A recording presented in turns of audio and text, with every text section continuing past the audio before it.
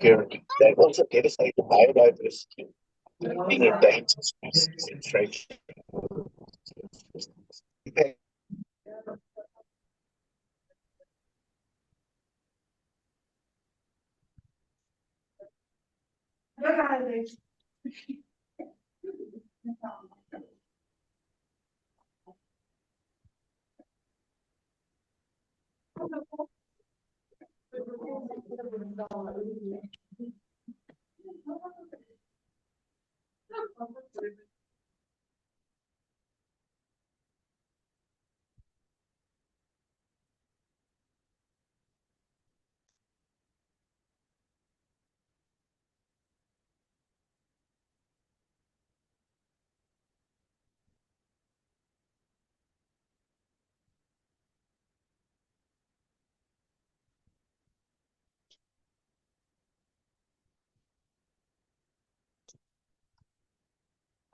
Hello, everyone.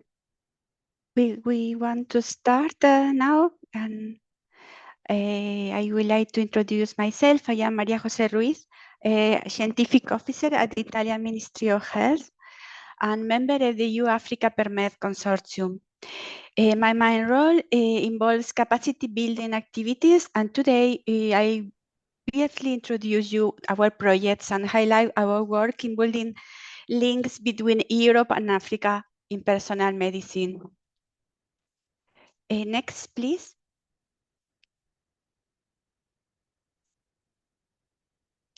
Our agenda for today includes a short presentation of the Africa PerMed project and FT3 initiatives, followed by the case examples from Nigeria, Hungary, and European perspectives.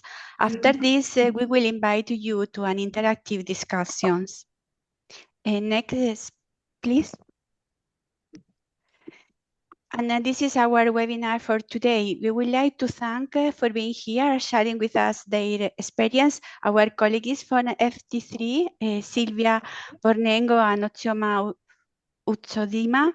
And FT3 is a program in a global collaboration and multi-stakeholder initiative working to make personal or precision medicine an accessible reality for patients, and not only in oncology.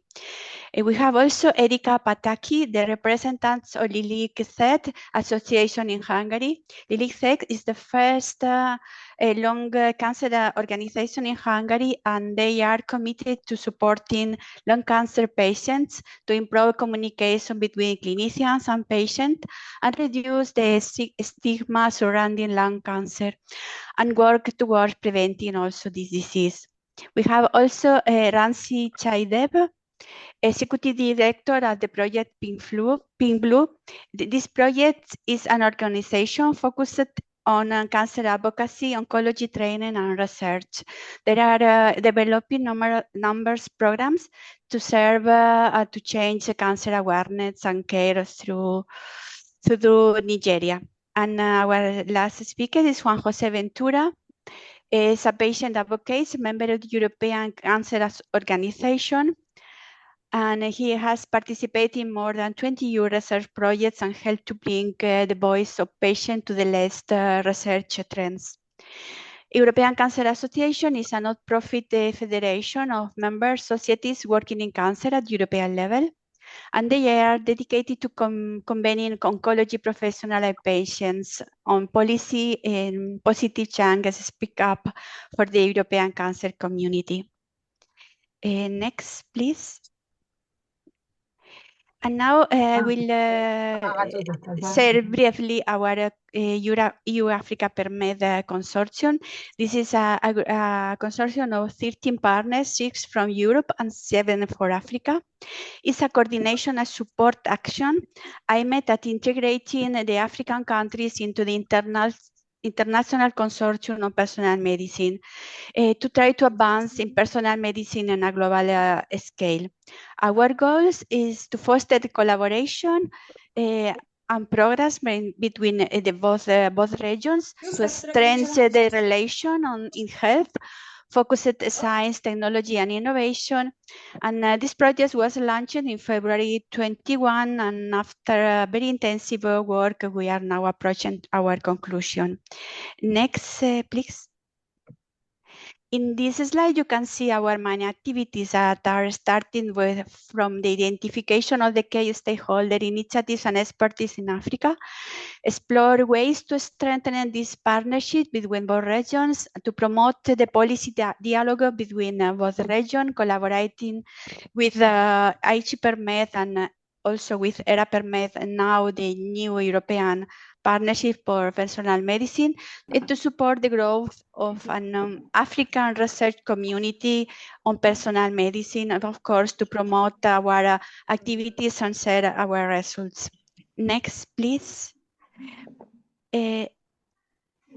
The key results to date is that the South African Medical Research Council and the Egyptian Academy of Sciences, Research and Technology are now a member of ICPERMED, and also the Tunisia is becoming a full member. Also, the SMRC, I joined the international program for research projects, and also African experts serve as reviewer in the call projects. Also, the South African leading the vice chair role in 2024 in ICPERMED, and EU-Africa PERMED has been recognized as a contributor to the European and African Union Innovation Agenda. We are also developing the action plan, and this will be the topic of our next webinar that I invite you to follow. And we also has established groups across Southern, East, North, and West Central Africa, always related to personal medicine. Next, please. And also, I would like to share with you the Dakar Declaration. That is one of important outcomes of our last stakeholder workshop. And in this declaration underscores the transformation potential of the personal medicine to improve healthcare outcomes for various diseases. And it calls also for a robust support for research and regional collaboration, emphasizing the active communication and capacity building importance. And you can also find this in French in our website. Next, please. And this webinar is part of all EU-Africa PERMED series of training activities. With these training activities, we want to create a bridge between the researchers, pushing our building capacity, and try to enhance the knowledge transferred, fostering collaboration to arrive to a facilitation the policy on personal medicine implementation. Next. We have next, please. You can follow the different steps. We have received a high participation engagement with a positive feedback, and we are proud to continue with these training initiatives also in the new European Partnership on Personal Medicine initiatives. Please, next. In summary, our efforts are creating a scientific community on personal medicine linked between European community and African community, and this is our possible next webinar, next training activities that will be developed in the following initiative. And with this, I give the floor to Osima. Osima, please. Yes, thank you, Maria. Hello, everyone. Thank you so much for joining us today. My name is Ozioma Uzodinma, and I am a program manager for the From Testing to Targeted Treatments program, or FT3 for short. Today, we'll be sharing some of FT3 strategies for accelerating the implementation of precision medicine at the point of care. Next slide, please. So as Maria initially introduced, FT3 is a non-profit global initiative that brings together diverse stakeholders to achieve a shared goal, which is to make precision medicine an accessible reality for every patient who could benefit from it. We are a community-focused global convener, accelerator, and connector. A key pillar of our program is patient involvement. So we work closely with patient communities to ensure that the voices of patients are at the heart of our decision making. By partnering with patient communities, we are growing our membership and creating a space where we can co-create solutions that truly make an impact. Next slide, please. So to accelerate the activation of personalized medicine at the point of care, we focus on building capacity towards real-world impact by piloting co-created tools in different healthcare settings, such as low, medium, or high access to precision medicine.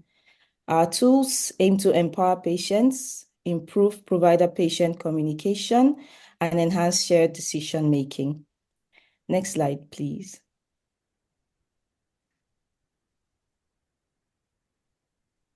Next slide, please. Thank you. So one of our key tools to empower patients is the development of a suite of adaptable educational resources. These materials are available in 6 languages and can be tailored to different contexts. They help to enhance the awareness of precision medicine and to support meaningful conversations between patients and clinicians. So currently, we are partnering with Project Pink Blue to boost awareness of precision medicine in Nigeria by helping patients ask the right questions and make informed decisions. We could potentially increase the demand for precision medicine in Nigeria. And then in Canada, we are going further with an implementation study to introduce these resources into clinical practice. So through our pilots, we aim to showcase the global relevance of our approach and our resources. If you'd like to learn more about this suite of educational materials, feel free to connect with me. My email would be displayed at the end of this webinar. So in a moment, you'll hear from Runcie, the Executive Director of Project Pink Blue. He will share insights into the work currently being done in Nigeria. So over to you now, Runcie. Okay, thank you very much. Thank you so much, Ozioma, and thanks a lot to Maria as well for the beautiful introduction about the work you're doing as well. So my name is Runcie C.W. Chidebe. I'm the Executive Director of Project Pink Blue, and I'm really, really excited to have this opportunity to share the work that we do in accelerating care level activation for precision medicine with educational materials for patients and providers. Next slide, please. Okay, so I think it will be very useful for me to give a little bit of an insight on how Nigeria is, knowing that many people who could be in this meeting might not probably know a lot about Nigeria. So Nigeria is really the largest Black country in the world. So what that means is that our population, we have over 260 million people in the country.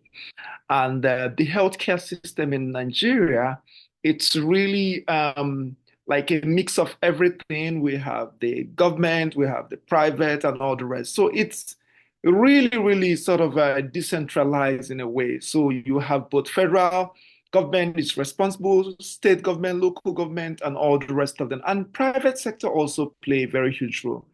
However, in Nigeria, health insurance is still emerging. So what it means is that not many people are covered by health insurance at the moment. However, people can purchase health insurance through private insurance and also through government insurance if they work with the federal government. And then specialist care, we have specialist care for different kind of diseases cancer, and all the rest of them, right? But giving you a lot more information about cancer, for instance, is that in Nigeria we have over 124,000 cases every single year. And painfully, out of these 124,000 people who are diagnosed of cancer, about 78,000 of them usually die every single year. They die because of a number of challenges in the healthcare system. The healthcare system, it's really still emerging and still growing in the sense that people are not really aware. The awareness level about cancer, for instance, and many other illnesses is really, really low. Another factor, again, is that over the years, both from donor agencies, like most donor agencies, focus more of their resources and their funding in infectious disease and do not do a lot in non-communicable diseases. So for that reason, the healthcare system, people who have infectious disease will eventually survive the disease and then now die of cancer. So this is a very huge challenge, you know. Out of pocket payment is also a very big issue. Limited infrastructure for the entire country. We have just about 19 specialist cancer center that is in the country.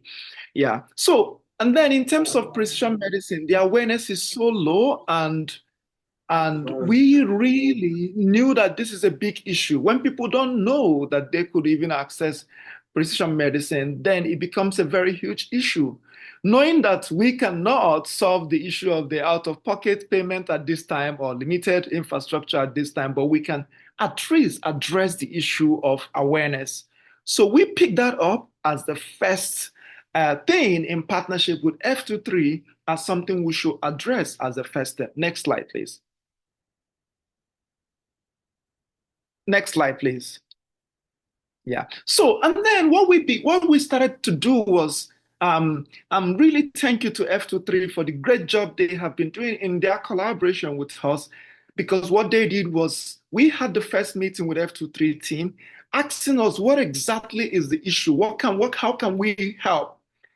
And we worked together, developed a country condition card looking at different spheres of the cancer healthcare system. And what is the small win that we can pick quickly? So the F23 team and us, we co-developed these different materials. The first one was the question you ask your healthcare provider. The second one is adaptable materials on targeted treatment for cancer. And then the third one is biomarker testing for cancer. And next slide, please. Yeah, so, and then after developing that first material, we went ahead to really review this particular material with our own patient, and then afterward, we sent our feedback to F23. This review process was really to ensure that, okay, is this the kind of materials we want? Is this the kind of material that will be useful to our patient? Is this really what could really help us to begin to drive that conversation? Then we went into the next level, which is we tested the materials, right? At the moment, we've already recruited 60 cancer patients who are from Project Pinglu's support group. We have currently Project Pinglu run the largest support group in the country. So we have a support group in Lagos, we have a support group in Abuja, and we also have one in Enugu. So we recruited 30 patients in Enugu, in Abuja and Lagos. And we hosted 2 separate focus group discussions. And then in Lagos, we hosted 2 separate focus group discussions. In Abuja, we also hosted 2 separate discussions. You can see how large Nigeria is. You can see the blue arrows are the cities where we've already done the focus group. We are still hoping to do another focus group in the yellow arrow, which is the next city in Enugu. Next slide, please.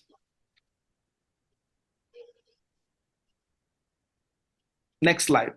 Good. Okay. Yeah. So now that we did the focus group, this is just our preliminary result because we just did focus groups a few days ago.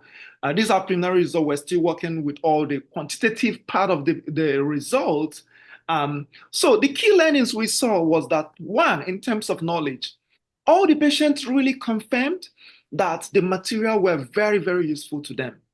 The material were useful because while the doctors and the healthcare providers are maybe too busy, to answer their questions, so a lot of the questions that the patient will have were really addressed by the material.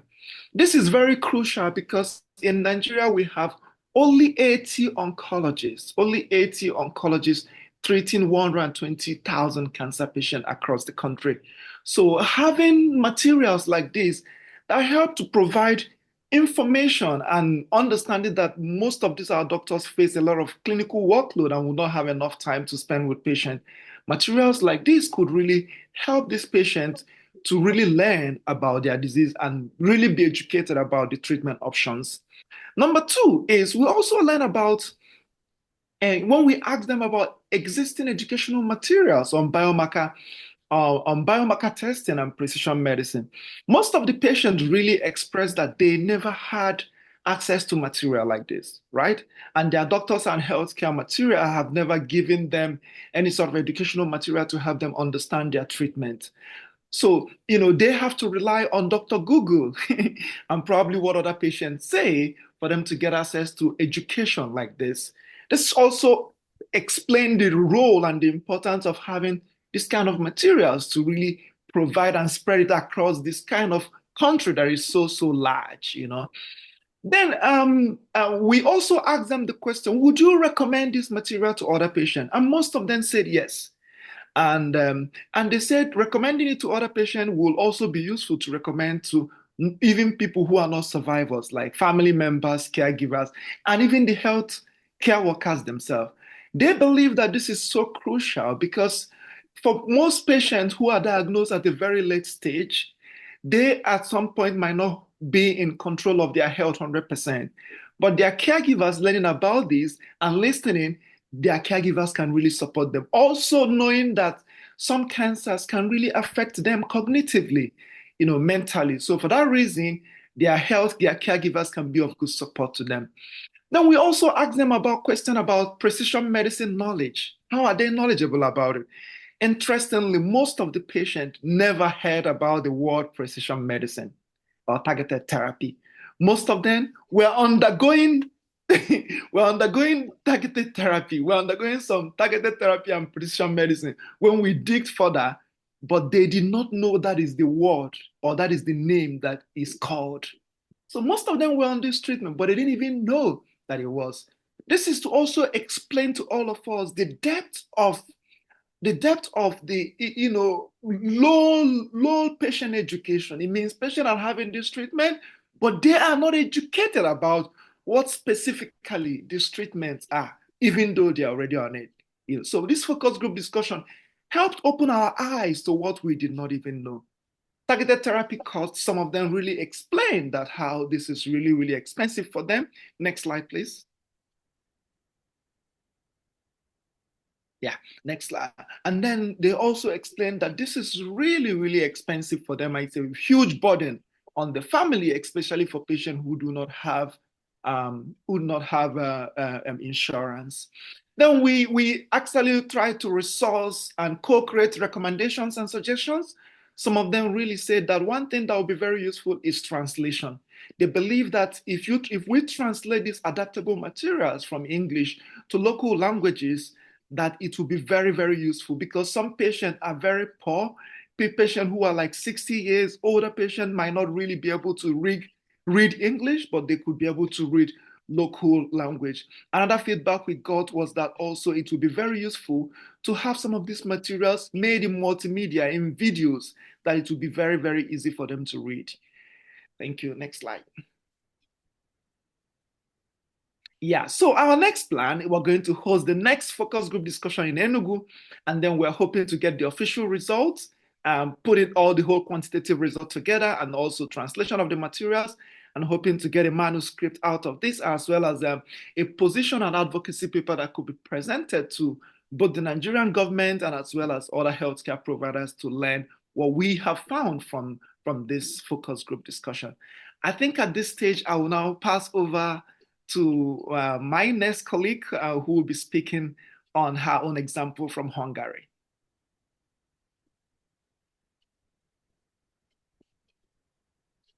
Erika, over to you.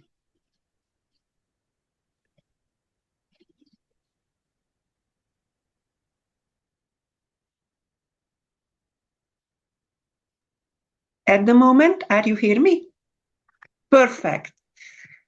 Thank you so much, Nancy. My name is Erika Pataki from Hungary, and it's a nice pleasure for me. I talk about the Hungarian pilot. This is it's a different kind of experience like the Nigeria. The next slide, please. In the Hungarian context, universal healthcare is being provided, but disparities persist. The access to personalized medicine is growing, but still remains concentrated in urban and higher income areas, leading to uneven access to the latest medical innovations. When it comes to the health system archetype, Hungary has a centralized governance supported by single payer system. The patients are required to first consult with the primary care physicians who acts the gatekeeper to assess the specialist care. The key topic we are currently focusing and addressing is the improving patient awareness of biomarker testing among the patients with adapted materials. Among the challenges identified, we can mention the following ones: need to future expand the reach and awareness of precision medicine among both the patients community and the healthcare professionals as well. Lack of support to the ACPs to explain the targeted therapies, immunotherapy, or clinical trials. Lack of patient-friendly resources that the ACPs can use to explain how tissue biopsy and biomarker testing are performed. The key objectives of our project focused around providing the targeted and adopted educational support to newly diagnosed patients to improve the awareness of biomarker testing and targeted therapies, demonstrating that access to biomarker testing can be improved by driving awareness among the patients who could benefit and environment where testing is already available and boosted. So our multi-stakeholder local teams is leading the addition and testing of fit-for-purpose educational materials for patients that would prefer to buy ACPs or patient advocates in partnership with the local HCPs. The next slide, please. One of the initial activities we have conducted was to map the patient education and awareness needs in the country context and reality. By using the patient's pathway canvas, we have managed to identify the several needs, barriers, and potential solution. For example, our barriers is the patients don't have the information need to understand the journey. Patients are not able to understand what the treatment options are, their potential side effects. But other hand, the potential solution, the podcast or videos or ACPs, the patients' dialogues to awareness, hard questions, and help the patients anticipate what comes next. The materials available to PO to raise awareness of targeted therapies, immunotherapy, and clinical trials, and prefer the patients to hospitals in Hungary specialized in the lung cancer. The next, please.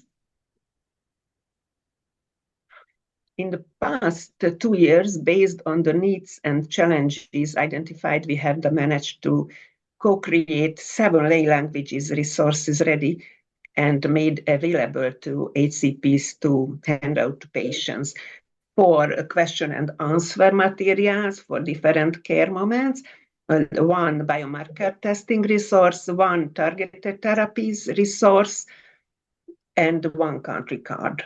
Present and above the mentioned resources at the Forum of the Young Pulmonologist, the 2023, and the General Assembly of the Hungarian Pulmonary Society, the Hungarian Clinical Oncologist Congress, and at the Korányi Institute.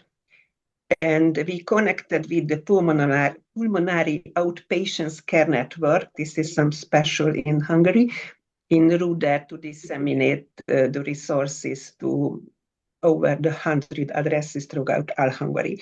Develop educational videos for the patients on the biomarker testing and targeted therapies. The next slide, please. To deeper our understanding of the Hungarian context, we have also conducted a multi-stakeholder dialogues to get additional information on the care level barriers in Hungary. These dialogues surfaced several care level barriers. For example, infrequent biomarker testing. Oncologists need more education on requesting tests. The patient journey is not very well defined. Not all targeted agents are available through reimbursement, despite awareness of the new treatment trends. The next, please. In terms of learnings, we can share the following. In the low-access country, rising awareness about the biomarker testing among the healthcare providers and patients to inform policymakers and regulators, addressing misinformation and improving access to personalized healthcare. The patients struggle with biomarker testing due to complex, often English-only information, and healthcare providers lack accessible resource to facilitate the discussion. The healthcare providers refer us from community clinics to oncologics centers are crucial with ongoing effort to understand the factors behind these referrals. 3 workshops showed increase the healthcare providers' confidence in discussing this, the biomarker testing and precision medicine with patients, thanks to the provided materials. And the lessons learned and explanatory models developed throughout this process have the potential applicability and in other countries, laying the foundation for scalability and the future advanced in the lung cancer care on the global scale. And at the moment, may I especially thank you for the FT3 group, because this was some amazing collaboration.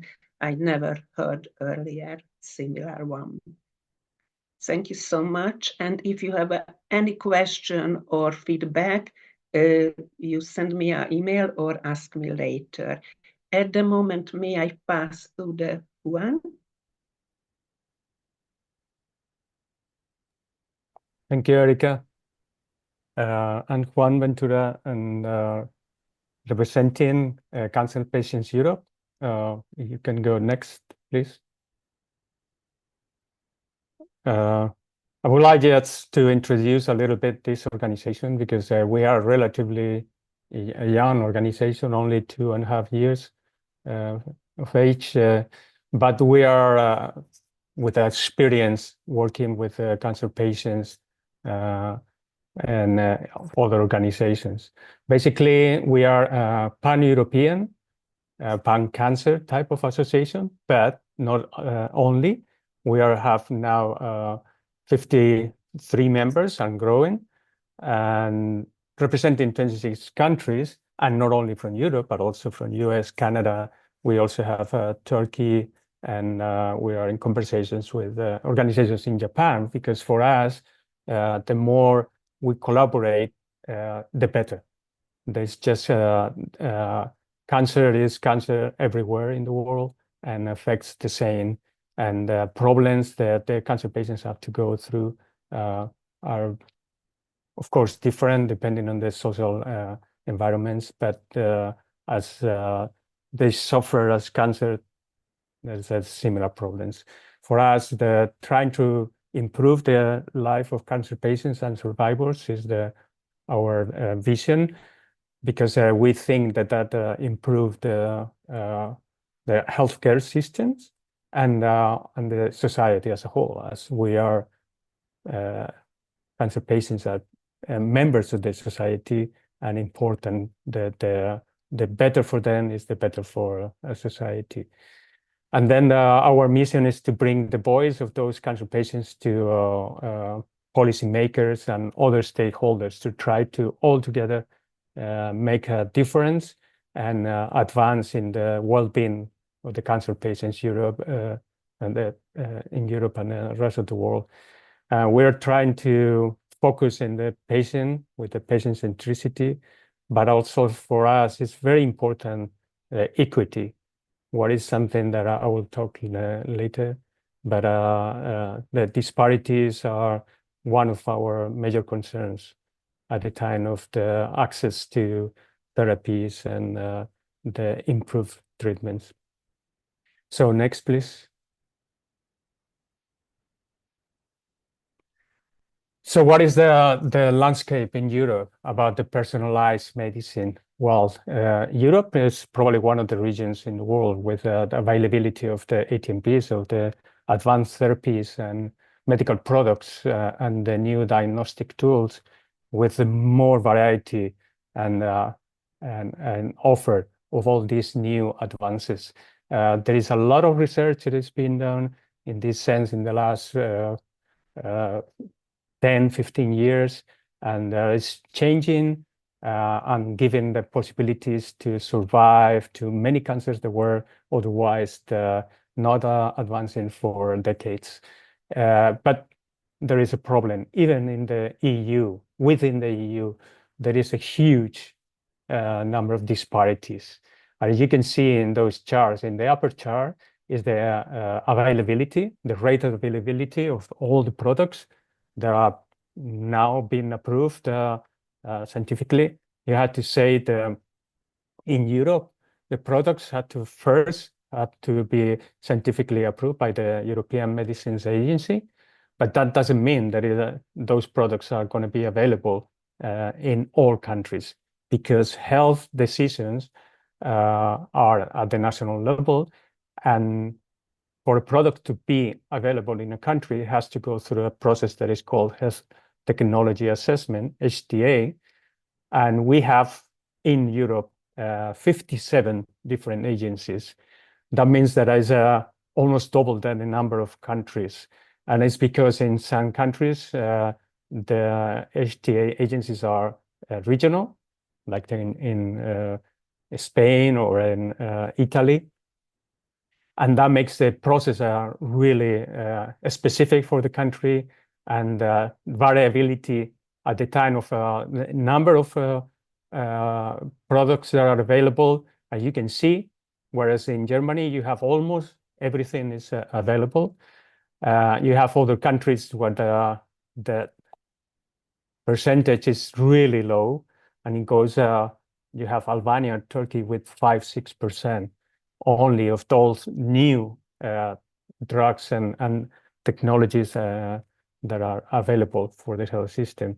So that is one of our major concerns. As you can see, there is a clear difference and a gap between the East and West in Europe. You can see in the center, more or less, have a country as Belgium that is an example of the more or less the average. But then you have a clear difference between East and West in Europe. And that is because we also have not only a problem with at the time of the approval to marketing in the country, but the health systems protocols are different. That makes sometimes even when the drugs and the technologies are available, not always they get to the patients. We just recently did a survey about a new biomarker that is being also used both for as a diagnostic tool and for a therapeutic tool. That is a ESR1. There is a mutation that happens in the breast cancer, especially in the metastatic breast cancer patients. And it develops and creates resistance to the hormonal therapy that is one of the usual treatments. Well, we chose deliberately the 5 countries, the biggest countries in Europe, where all these drugs and diagnostic tools are faster available, and they are reimbursed. And even in these countries, the awareness about the availability of this possibility and the offer from the system to the patients to go through that, it was less than 20%. So that means that even when the products are available, sometimes the protocols of the health system require not to inform the patient about things that should be available for them as a diagnostic tool, because that can change the decision making at the time of the being treated with hormonal therapy that is not working anymore, giving all the side effects, but not the proper effects that should be. And that makes a worse quality of life for the patient. And that is something that shouldn't be happening when we have all the tools to do otherwise. But this is happening in the EU. So that means that the awareness about the availability of these new diagnostic and therapeutic tools is not only for the patients, but also for the clinicians that sometimes are not aware what is available or what is not, or what there should be, the different possibilities. And as I said before, and one of the major problems in this whole decision in health about the new cancer therapeutic and diagnostic tools in the EU is the dispersion in the decisions, because they are taken at national level. So what is needed for personalized medicine? We need biomarkers, and there has been a huge advance in the biomarkers as a diagnostic, but also a therapeutic target.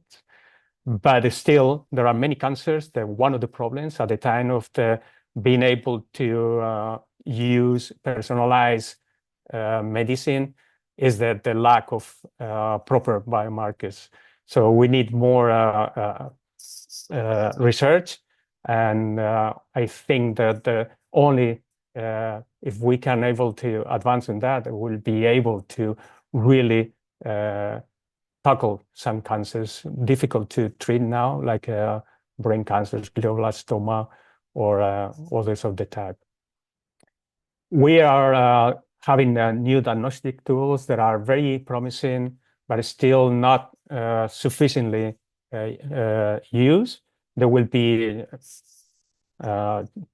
reducing the cost in the future, but there are some new, very promising techniques like liquid biopsy that will give a really different perspective, as it can be less invasive than all the type of the approaches to diagnostic tool, and it can be used as a screening and so on. We have the new therapeutic tools like CAR-T or immunotherapy. Immunotherapy has been really a game changer in cancers like lung cancer, but still there are many other cancers where we need to know better why it's not working, why it's not being so successful.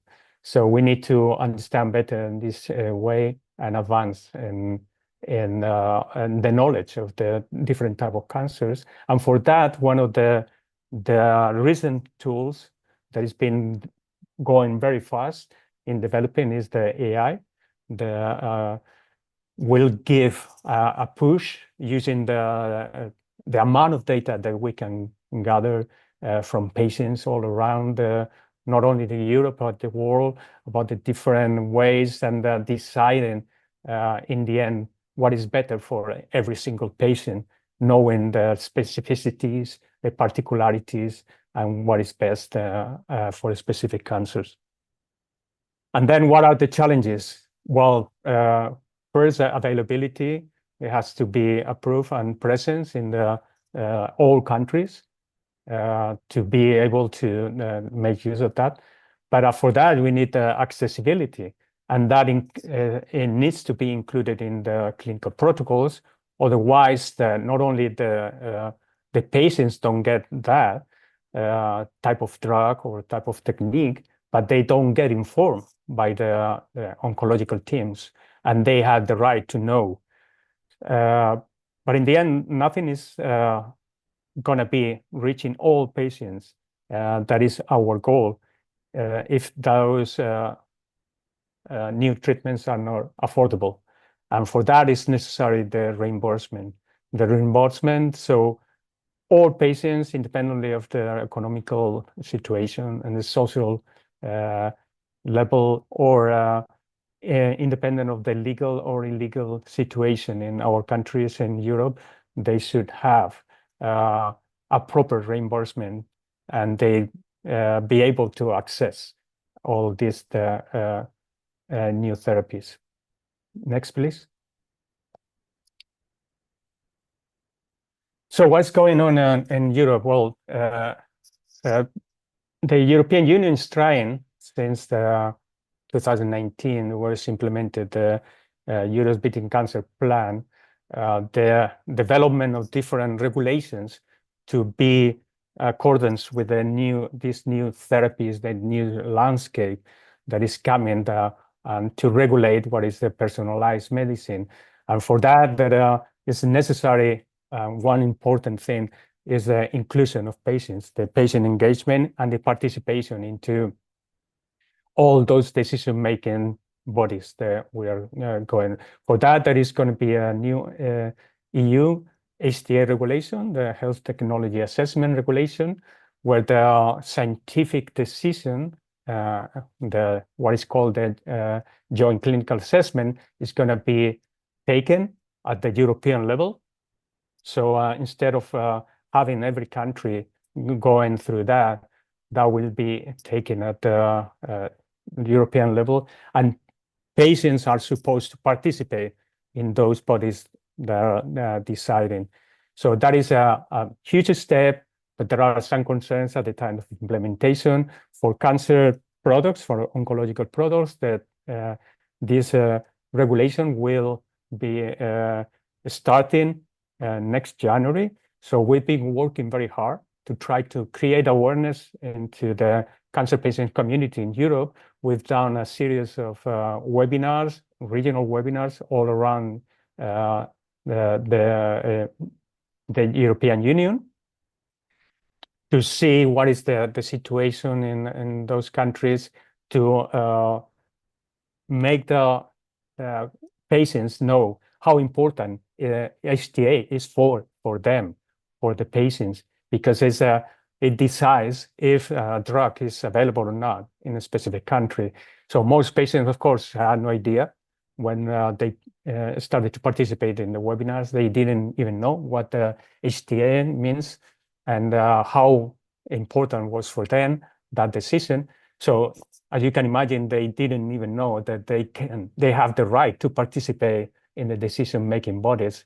The problem is as we saw the gaps between East and West about availability, there is also a huge gap in the way the patients participate in these agencies that decide for the HTA. In some countries, the HTA doesn't even work as a decision-making, that they just take what has been approved in Germany, for instance, but 3 or 4 years later. And that it makes really a difference. We're trying to get patients involved, patients engaged, patients aware that they have the right and they can make a difference at the time of deciding what is going to be approved and available in their countries or not. We are also participating very active to improve all the other legislation. The pharma legislation brings mandatory availability for all countries. So at the time of the presenting the proposals to access every country, so pharma companies will have to go through that process in all countries in the EU. Until now, they could decide if they would present the proposal to a country or not, and that would make in some countries that was not approved just because they never presented by the company to get approved and available for that country. So that is hopefully going to change as well. We are participating as well together with the European Medicines Agency in the ACT EU, the accelerating clinical trials that make all the new advanced therapies to go faster and reduce the times to approve and make the clinical trials simpler, and they can give a response faster for the requirements of the patients. And then we've been also participating in the European EU AI, the Artificial Intelligence Act, that tries to regulate and make the best of the use of the AI, but under certain controls, avoiding any problems that they can bring with the implementation of these new digital tools. How is that for the patient engagement? Well, as I said, we are also participating in research in many European research projects, and with our participation, not only that we try to make a difference during the whole development of the project, given the goals from the patient perspective, but also we include patients into participating in this project through focus groups, advisory boards, and regulating and reviewing the different documents, making their suggestions, their comments, and more and more happened in the past.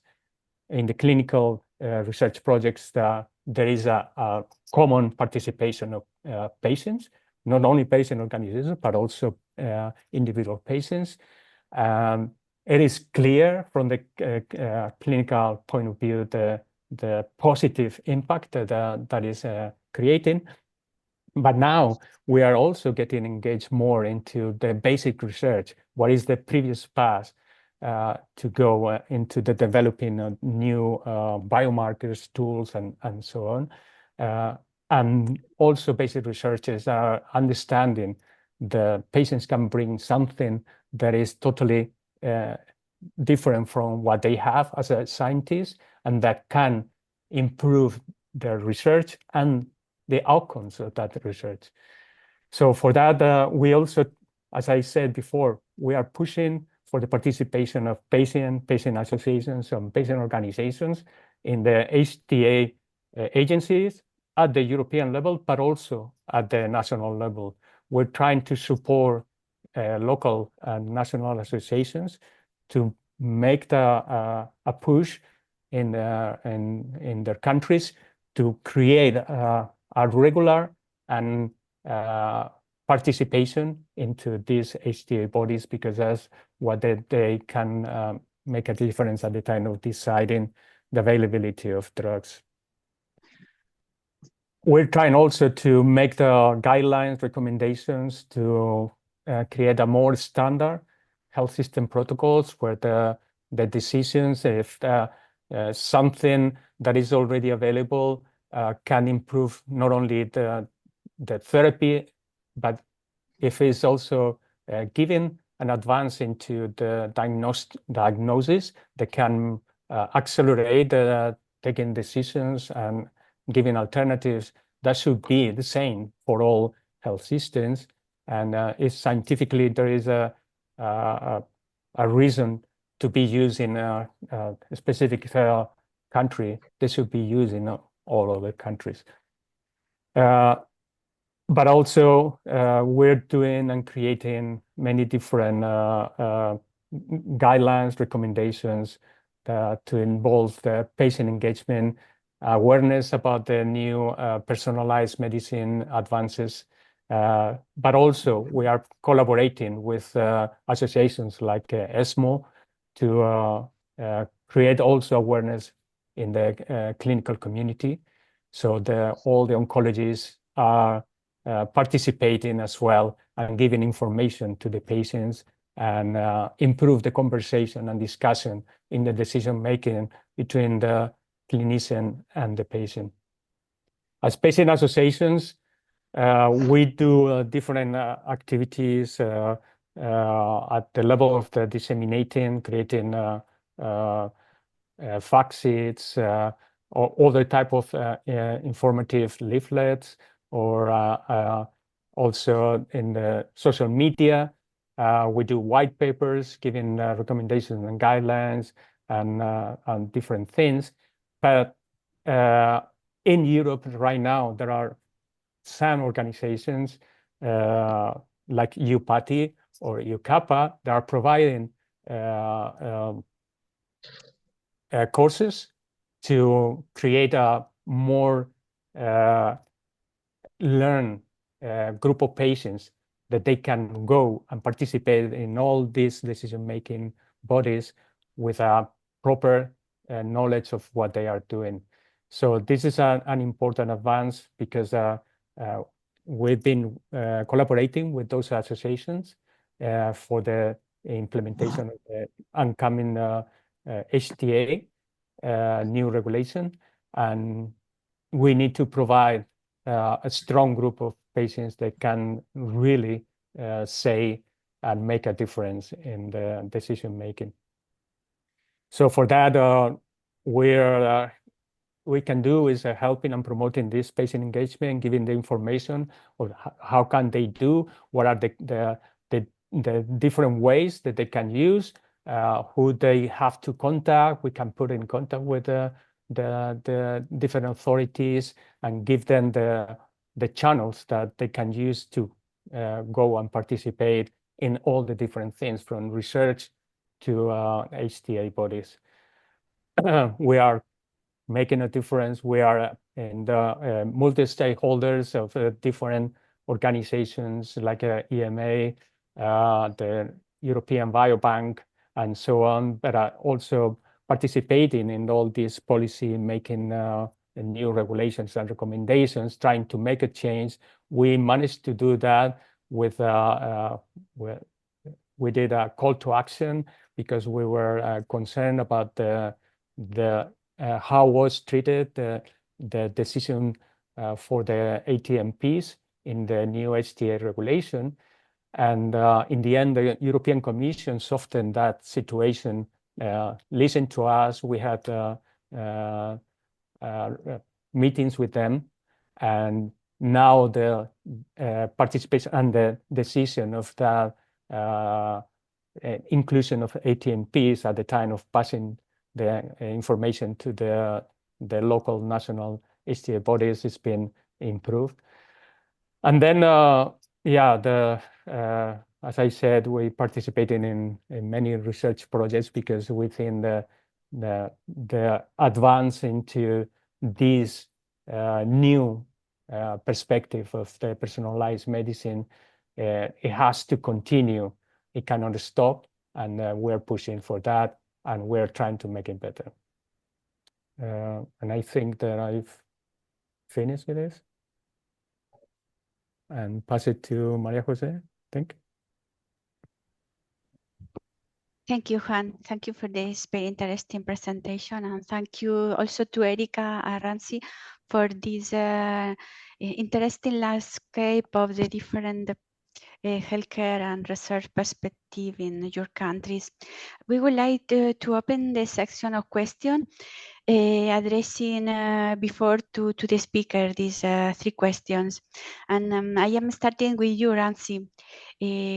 What is personalized healthcare strategies? What personalized healthcare strategies have you found the most effective to support the patient education, awareness, and involvement in clinical shared decision making? And how were they adapted to local needs? Okay, thank you very much. This is a very long question. Yeah, but I will take them in pieces because I think the first thing would be to really talk about the most effective strategy to support patient education. So let me take that first.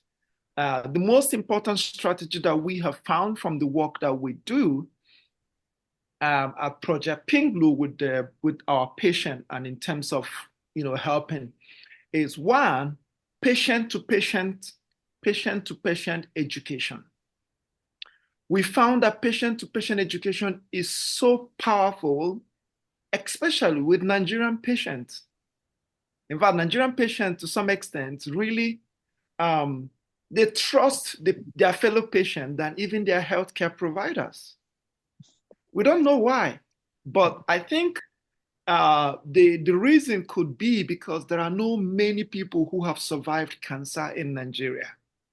So for that reason, if they are able to see any fellow patient who have survived it, maybe 5 years, 10 years, they seem to really, really trust them and hold whatever they say as being an authority in their clinical decision making.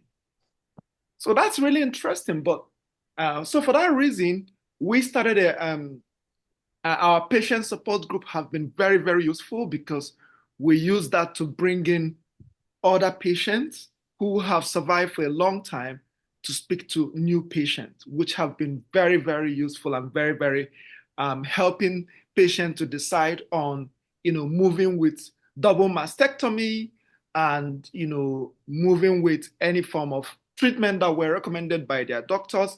In fact, before this meeting, I was on a call with a family member of a patient who was talking about, the patient really need to connect to another patient to get some inspiration, to understand how the other patient have been through that, because there are no many of them. Number 2 is the doctor-patient communication, doctor-patient education. Unfortunately, because of the clinical workload, which I talked about, many of our doctors do not spend quality time with the patient. In fact, there was a recent study that Project Pink Blue, my organization, just published in the American Society of Clinical Oncology Journal, Global Oncology. And in that paper, we realized that our clinical oncologists are more satisfied when they spend more time with their patients. In fact, they are more satisfied anytime they spend more time with their patient, and their turnover intention gets lower. Unfortunately, most of them could not spend more time with their patient because of clinical workload. The next, to answer the next question that has to do with the most effective strategy on awareness and involvement. Number 1 that we have found very useful is the use of multimedia platforms. And that's why at my organization, we've produced 2 documentaries that are currently out. And we are currently producing a documentary in partnership with the Global Colon Cancer Association USA on colon cancer. They find these multimedia materials very useful because sometimes reading could be difficult, but if they quite watch it through videos, it's very useful to them. Another platform, again, is the focus group discussions. Another one, again, is very, very effective is the support group meeting. At the support group meeting, we bring the doctors, we bring the oncologists, we bring psychologists, we bring surgeons, we bring pathologists to come and sit on the table and then chat with patients. And patients have shown that these have been very useful in helping them to become aware, to become involved in their clinical decision, because they are able to ask the pathologists, they're able to ask the oncology pharmacists, they're able to ask these surgeons about toxic issues, about lymphedema issues that they never had opportunity to ask in a core clinical settings. Even our recent research that we're currently doing we have a research on breaking the bad news, have also shown that this is very, very useful. And so these are just a few strategies that we found that have been very, very useful, especially in clinical shared decision making. Thank you very much. Maybe we can take this, we can say 3 ideas: tailored education materials and community engagement, and to be able to use digital health technology for the patient engagement. Thank you very much, Runcie. And then Erika, what types of partnerships or resources could help accelerate the successful implementation efforts on your healthcare context?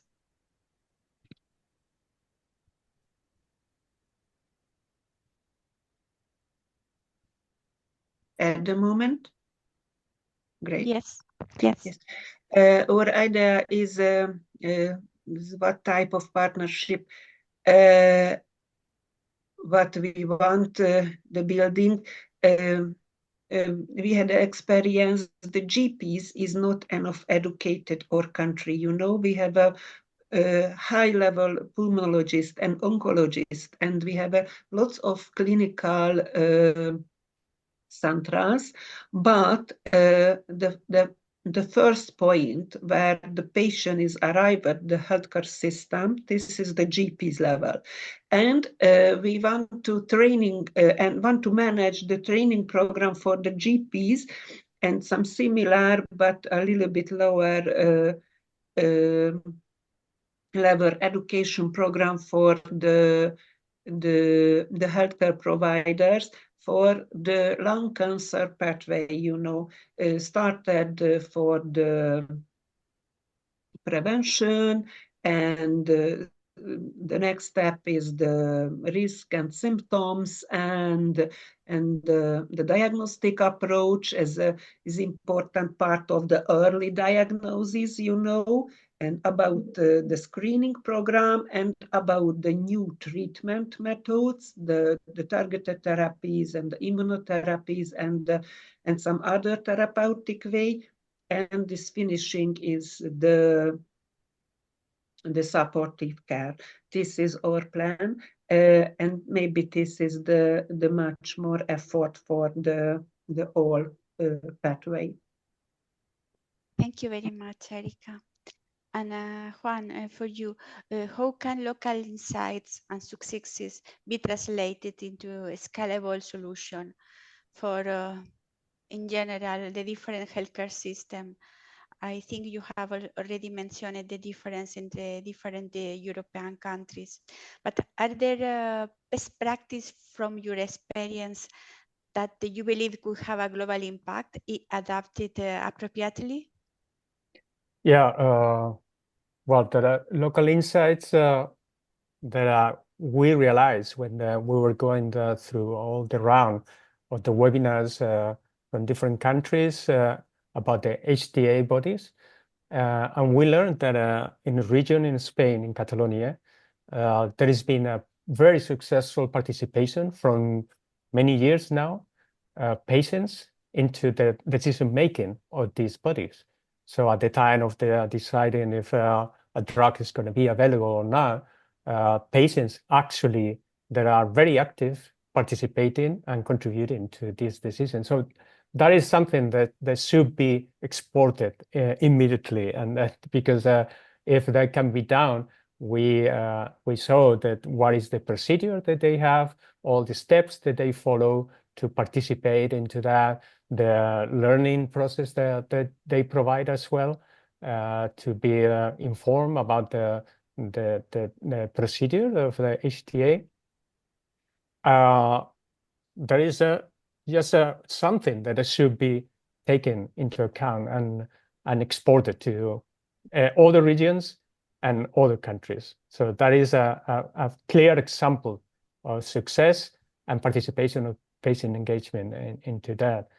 And for the best practices, I would say from our perspective, those countries where the reimbursement is available, where the patients have an easier access and they can afford to access all these diagnostic and therapeutic tools, the new diagnostic and therapeutic tools, that is economically impact positively, not only into the health system, then normally that reduces the expenses because patients are detected earlier, they are treated faster with therapies that produce less side effects, and that is making the less necessity for long treatments or other type of side cares, the expenditure in many other medications, the lack of the working hours that they produce if the situation is worse, and so on. So in the end, when you provide these things and reimbursement to patients, that pays back economically into the society. So you have better cancer patients and the society benefits as well from that. So that is something that should be really taken into account. Not only for the patients, but for the whole society. Thank you. Thank you very much to all of you. And now we can open the question for the audience. If there is some question or some comment that you want to do.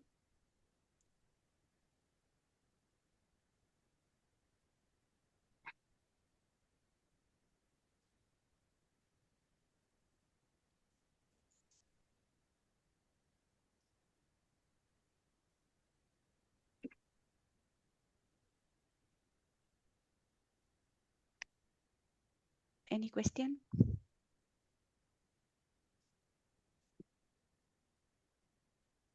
On the chat, I have I read only some suggestion to you, Juan, regarding some papers and also an information of the IATRIS about the patient engagement. But I can't see any questions yet.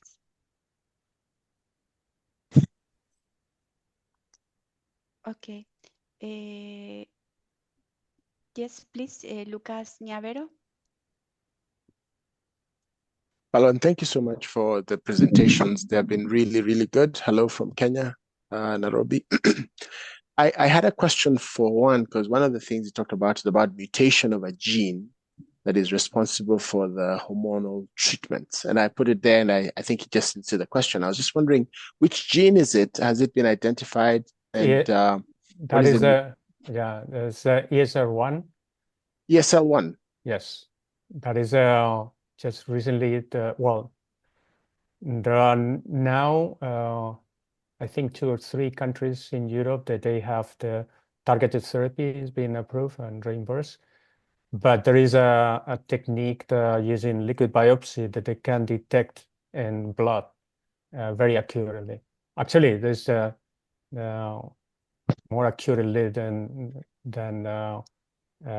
in tissue. Okay. But that is the easier one. That is the estrogen receptor.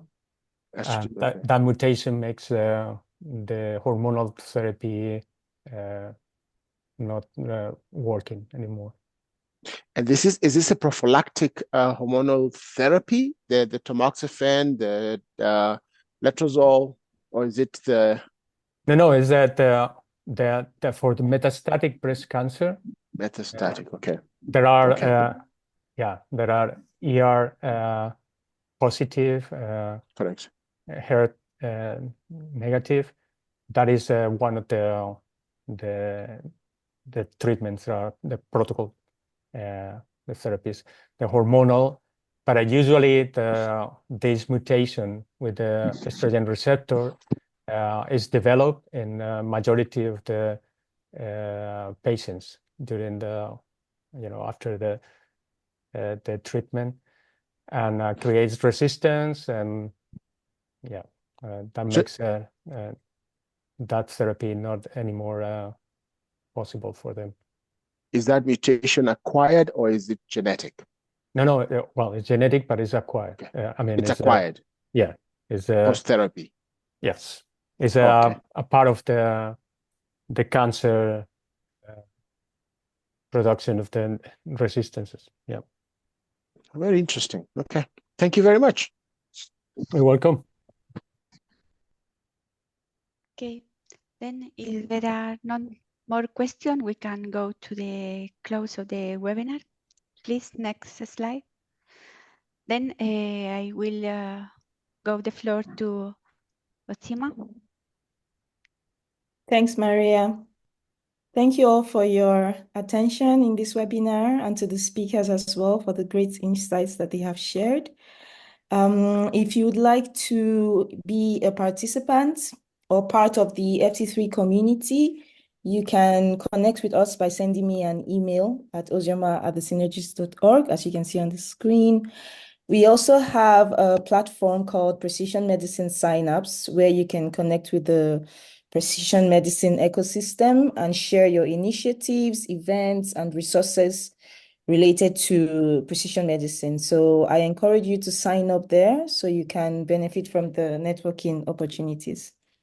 I'll hand over to Juan to speak about the Cancer Patients Europe. Yeah, thank you. Yeah, we've developed a series of call to actions. Actually, during the summer, during the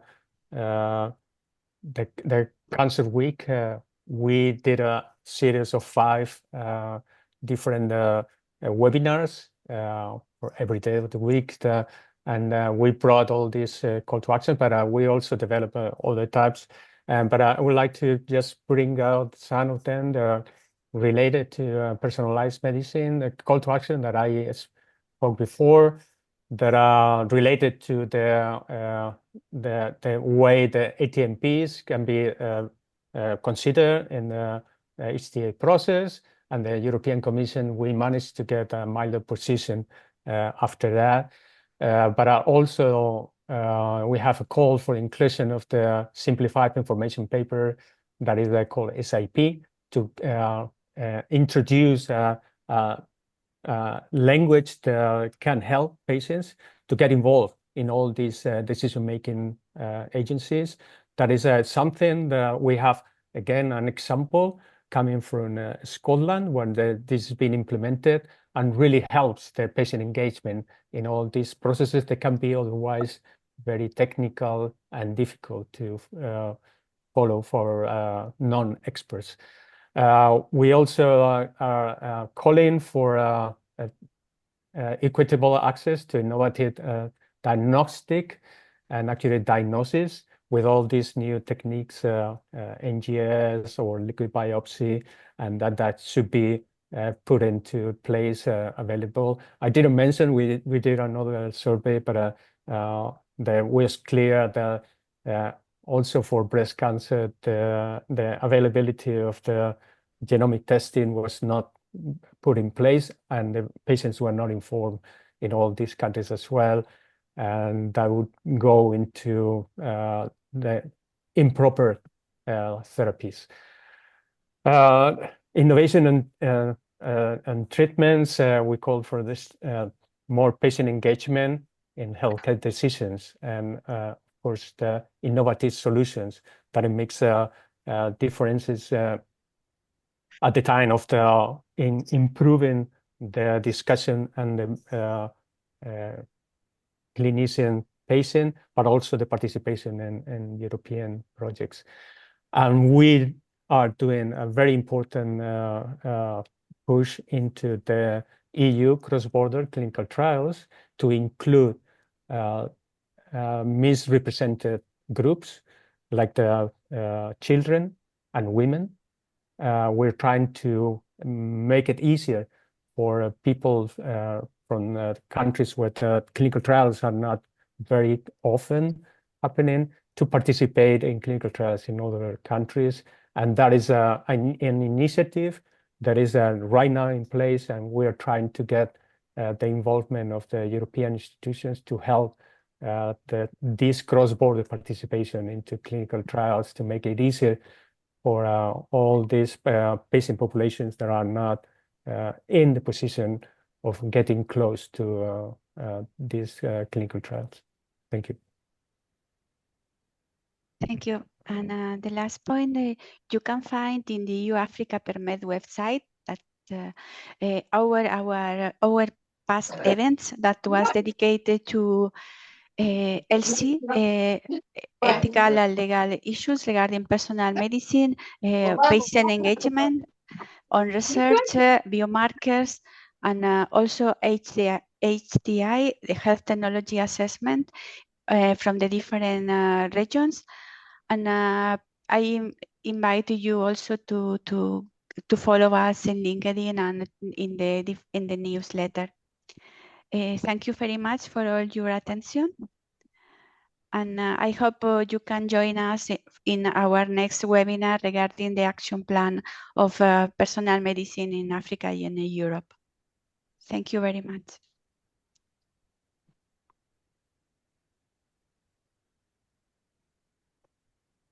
Thank you, everyone. Thank you.